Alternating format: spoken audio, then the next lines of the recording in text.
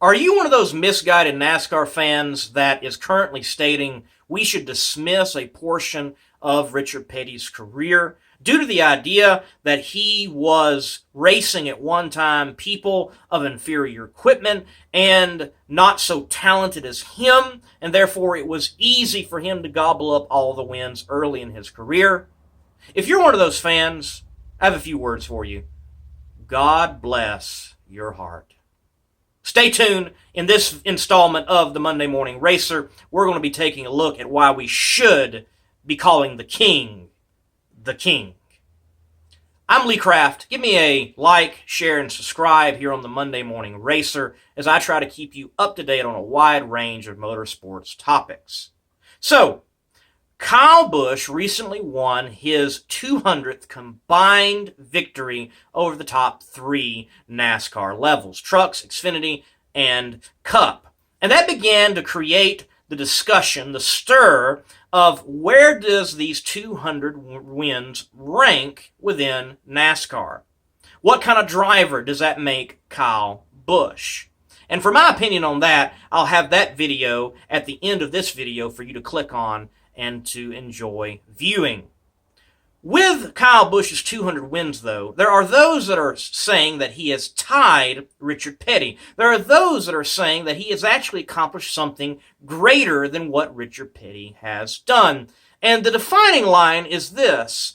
You have individuals saying that Richard Petty got 200 wins at a time in which he was competing against inferior competition, and that we should really only be looking at what he was able to accomplish in the modern era, which is established in 1972. So, let's look at the body of work that is the career of Richard Petty.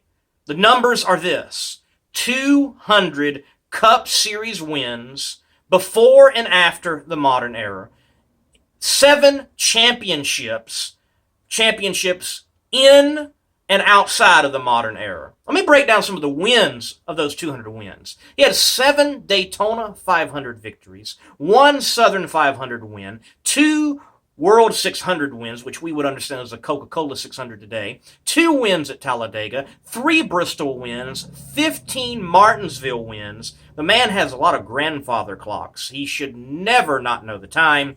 He also was a good driver, not only going left, but he could go left and right. He has 5 victories at the late, great Riverside Road Course. He also had one of those victories at Riverside in a Ford Torino. So he was able to get 200 wins and 7 championships over a career that spanned from 1958 to 1992, 2 eras, and do it in different manufacturers, makes, and models. Those are awesome and stellar stats.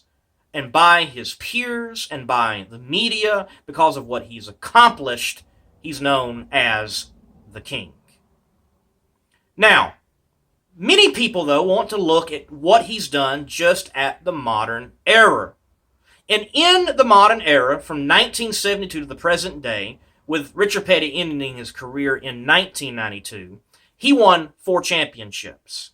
Those 4 championships in the years of 1972, 74, 75, and 79. And take note, the last one there in 79, he's definitely beginning to compete against some of the household names that we have today. Darrell Waltrip, Cale Yarborough, Dale Earnhardt, 4 great names within NASCAR of that period in time. The issue, though, is counting Richard Petty's wins before the modern era. People are wanting to dismiss that because they think there's a lack of competition. If you're one of those individuals that are saying before 1972 and his championships and wins at that time that he was able to do what he did because of a lack of competition, you need to pick up a history book. You need to watch some documentaries and some old races. You do not know your NASCAR. Let me give you an example. Richard Petty's first championship, 1964. This is what the schedule looked like.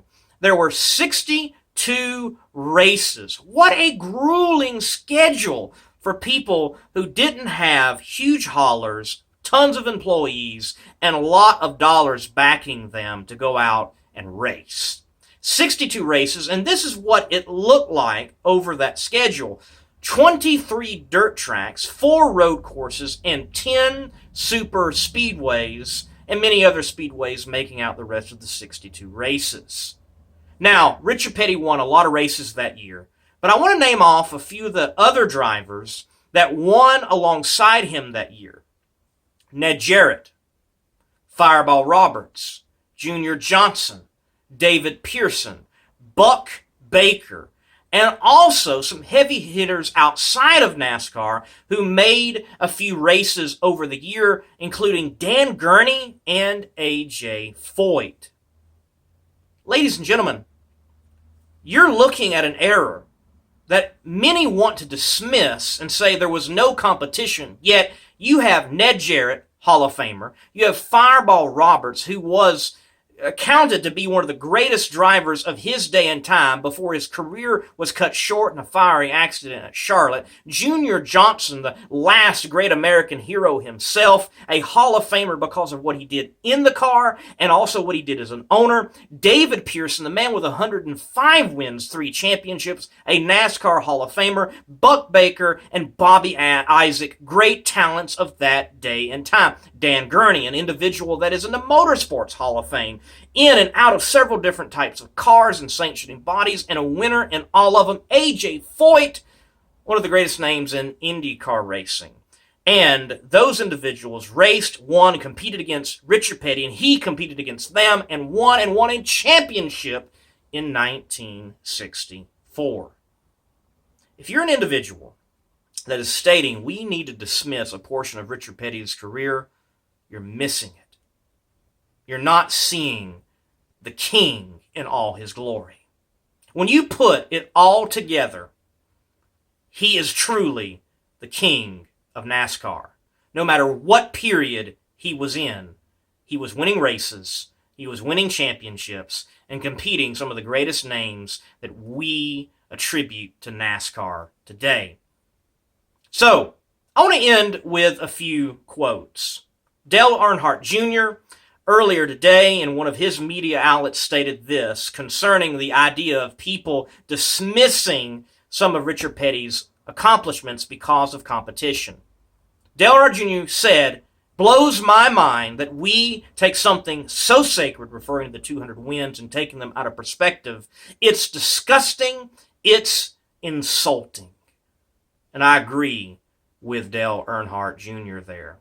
If you have these thoughts, if you are saying these things in your circle of conversations and NASCAR fans, you are missing out on what is a correct historical perspective on NASCAR and Richard Petty. I like what was said at Richard Petty's 200th win in the 1984 Firecracker 400. When he's crossing the line for that win, mind you, he beat out Cale Yarborough. The announcer for that race said this. He mentioned that Richard Petty had an incomparable career. What does the word incomparable mean? It means better than any other, having no equal. And that truly is Richard Petty. He has no equal. He is the king, and I say, long live the king. Until next time, I'm Lee Kraft for the Monday Morning Racer. Give me a like, share, and subscribe. God bless, and keep the pedal to the metal.